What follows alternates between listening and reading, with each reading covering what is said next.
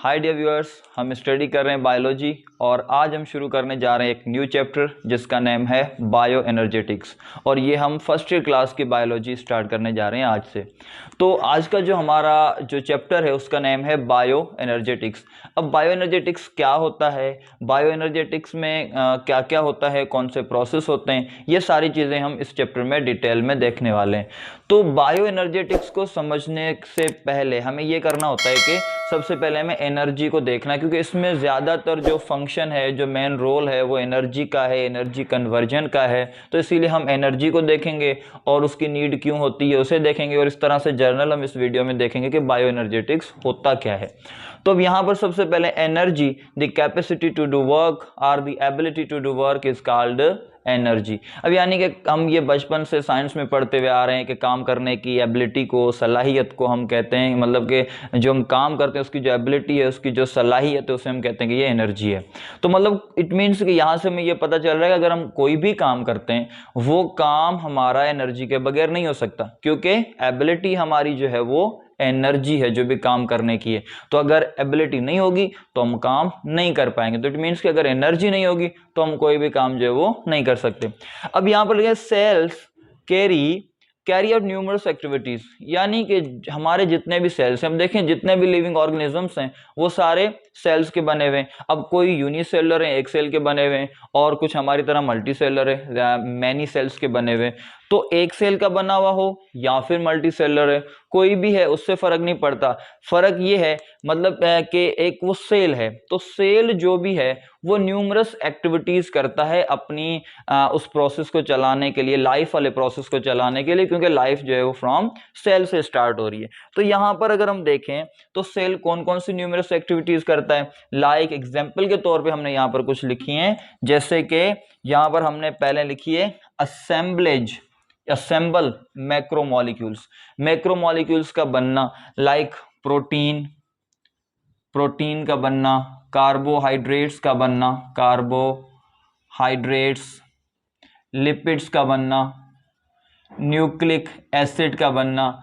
तो ये जितने भी डिफरेंट बायोमोलिक्यूल्स हैं इनका जो बनने का प्रोसेस है उसे हम कहते हैं कि वो असेंबल होते हैं, ये मैक्रोमोलिक्यूल हैं।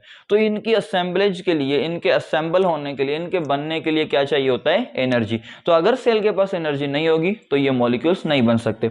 उसके बाद अगर हम देखें waste product produced and excreted, waste product चाहे वो यूनिसेलर हो या फिर मल्टी सेलर हो, उसके हर सेल में वेस्ट प्रोडक्ट बनती है, और फिर वो वेस्ट प्रोडक्ट एक तो बन रही है और दूसरा वो एक्सक्रीट आउट भी हम करते हैं, बाहर भी निकालते हैं, क्योंकि वो हमारे लिए एक वेस्ट मटेरियल है, हमारे काम का नहीं है। तो इसीलिए यहां पर क्या हो रहा है कि एक वेस्ट प्रोडक्ट बनना और फिर उसका बॉडी से बाहर एक्सक्रीट करना, ये भी सारा एक ऐसा प्रोसेस है जिसके लिए सेल को एनर्जी चाहिए।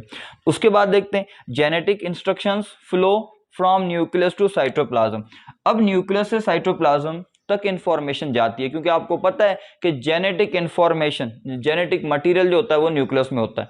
अब जो न्यूक्लियस में जेनेटिक मटेरियल है वहां से इंफॉर्मेशन जाती है टू साइटोप्लाज्म, और वहां पर जाने के बाद फिर उसको फॉलो करके इंफॉर्मेशन को, जो भी चीज चाहिए होती है, वहां पर बनाई जाती है।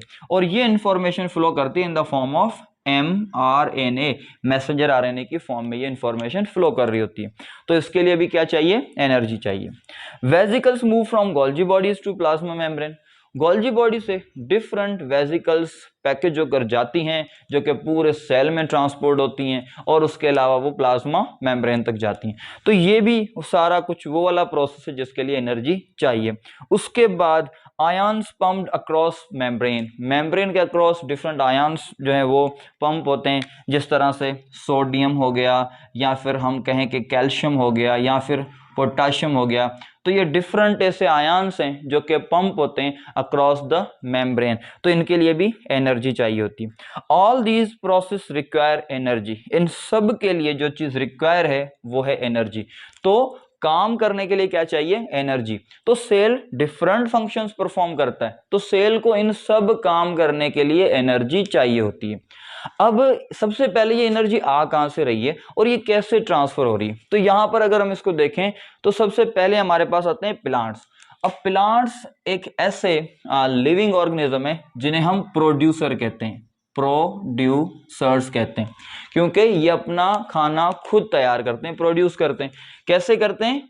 From light energy, light energy से करते हैं। तो एनर्जी ये ले रहे हैं लाइट की, प्लांट, और इस तरह से अपना फूड तैयार कर रहे हैं, जो कि एक फोटोसिंथेसिस का प्रोसेस है कि they prepare their food by the help of sunlight.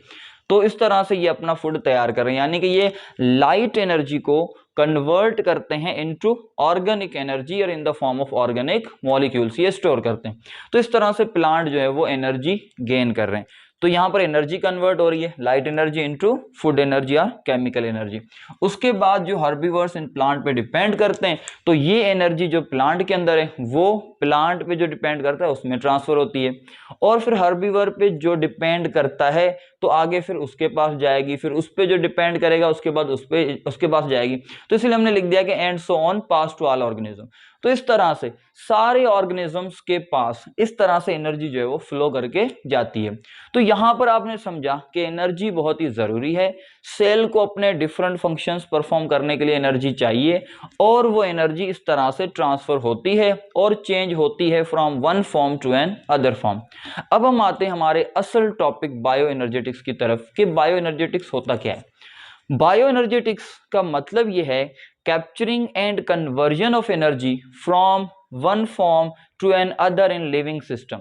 सबसे पहले क्या कि कैप्चर करना, जिस तरह से प्लांट कर रहे हैं, लाइट कैप्चर कर रहे हैं, सनलाइट फोटोसिंथेसिस के प्रोसेस में, तो ये क्या कर रहे हैं? Capturing and conversion of energy, और उसको कन्वर्ट कर रहे हैं, मतलब लाइट एनर्जी को कन्वर्ट कर रहे हैं इनटू फूड और केमिकल एनर्जी मॉलिक्यूल्स की फॉर्म में, from one form to another form. इस तरह से एनर्जी की फॉर्म्स चेंज हो रही हैं इन लिविंग सिस्टम। कहां पर हो रहा है? ये सेल में हो रहा है, लिविंग सिस्टम में हो रहा है। And its utilization in metabolic activities, और वो एनर्जी जो कन्वर्ट की, जमा की, बॉडी में लाए, सेल में लाए, अब उसको यूटिलाइज करें किसमें? मेटाबॉलिक एक्टिविटीज में। मेटाबॉलिक एक्टिविटीज क्या होती हैं? यही तो हमने डिस्कस किया है अभी कि डिफरेंट एक्टिविटीज हैं ये हमारी मेटाबॉलिक, जिनमें हमें एनर्जी चाहिए होती है, जिसके अलावा हम ये प्रोसेस नहीं कर सकते।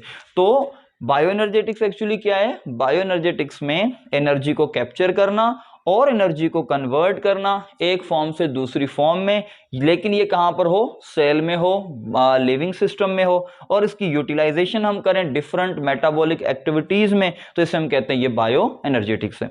या फिर हम इसको सिंपली और देखें तो ये दूसरी इसकी डेफिनेशन है, it is a quantitative study of energy relationships. ये एनर्जी रिलेशनशिप्स की एक क्वांटिटेटिव स्टडी है, यानी कि कितनी एनर्जी कन्वर्ट होकर एक ऑर्गेनिज्म के पास आ रही है, कितनी वो यूटिलाइज कर रहा है, और उसके बाद फिर कितनी ट्रांसफर होके दूसरे के पास जा रही है। तो ये सारी चीजें आप आगे डिटेल में पढ़ेंगे, जिस तरह से पायरामिड ऑफ एनर्जी, इस तरह से कुछ आता है जिसमें ये आपको क्लियर हो जाएगा, और उसमें फिर pyramid of mass, pyramid of number, different relations आते हैं जो हमें बताते हैं कि किस तरह से एनर्जी जो है वो पास होती है to different levels, different trophic levels.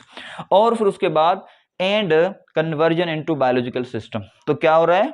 Quantitative study energy relationships के हम ऑर्गेनिजम्स में एनर्जी रिलेशनशिप करें, उसकी क्वांटिटेटिव स्टडी करें, और उसकी कन्वर्जन के बारे में पढ़ें कि वो कौन सी फॉर्म से किस फॉर्म में कन्वर्ट हो रही है। तो इसे हम कहते हैं ये बायो एनर्जेटिक्स।